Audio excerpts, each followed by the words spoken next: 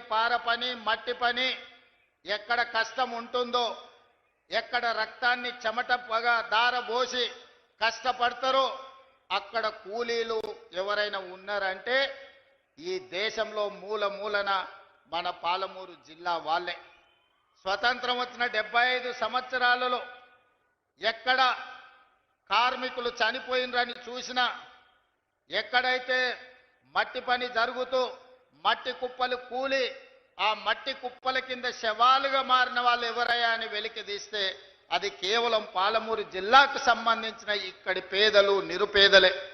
అందుకే ఆనాడు 2009 పార్లమెంట్ ఎన్నికల సందర్భంగా చంద్రశేఖరరావు గారు కరీంనగర్ జిల్లా ప్రజలు ఆయన నీతిని జాతిని గుర్తించి అక్కడి ప్రజలు ఓడించడానికి సిద్ధమైతే 2009లో దేశమంతా వలసపోయి మనం బ్రతుకుతుంటే మన దగ్గరికి చంద్రశేఖరరావు గారు వలస వచ్చిండు. ఆనాడు పాలమూరులో ఊరు లేకపోయినా పార్లమెంటులో నోరెత్తకపోయినా తెలంగాణ రాష్ట్రం సాధించాలి అంటే తెలంగాణ రాష్ట్ర సమితిని గెలిపించాలి అని ఈ పాలమూరు బిడ్డలు హక్కున చేర్చుకొని గుండెల్లో పెట్టి చూసుకొని భుజాల మీద మోసి పార్లమెంటుకు పంపించిండ్రు పాలమూరు జిల్లా నుంచి. నేను పార్లమెంటు సభ్యునైనా తెలంగాణ రాష్ట్రాన్ని సాధిస్తానని ఢిల్లీకి పోయిన చంద్రశేఖరరావు పార్లమెంట్లో శ్రీమతి సోనియా గాంధీ గారు తెలంగాణ బిల్లు ప్రవేశపెట్టినప్పుడు హాజరు కాకపోయినా సోనియా గాంధీ గారు తెలంగాణ రాష్ట్రాన్ని ఇవ్వడం జరిగింది. మరి నేను ఈరోజు చంద్రశేఖరరావు గారిని వారికి అనుకూలంగా మాట్లాడుతున్న జిల్లా నాయకత్వాన్ని కొల్లాపూర్ ప్రాంతం అని చెప్పుకునే వనపర్తి నుంచి ప్రాతినిధ్యం వహించిన మాజీ మంత్రిని నేను అడుగుతున్నా. 2014 జూన్ 2 నాడు తెలంగాణ రాష్ట్రం ఏర్పడిన తర్వాత 2009 రోజు గుండెల్లో పెట్టి చూసుకున్న పాలమూరు గడ్డకు చంద్రశేఖరరావు గారు ఇచ్చిందేంది, మీరు తీసుకొచ్చింది ఏంది అని నేను అడుగుతున్నా.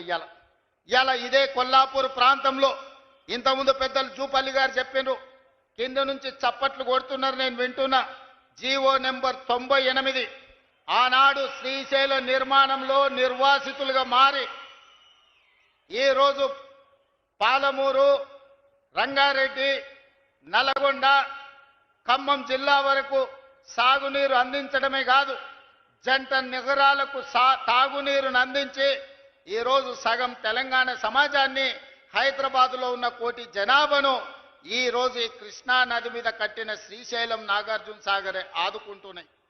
మరి ఆనాడు ముంపుకు గురైన ఈ 98 జీవో ఈ పేదలకు సంపూర్ణంగా సహకారాన్ని అందిస్తాని 2009-10లో కృష్ణానది మీద వరదలు వచ్చినప్పుడు నడిగడ్డ ప్రాంతంలో అలంపూరు గద్వాలలో ఇండ్లు కోల్పోయిన వాళ్లకు బంజారా హిల్స్లో నా ఇల్లమ్మి ఇండ్లు కట్టిస్తానని చంద్రశేఖరరావు గారు మాట ఇచ్చారు.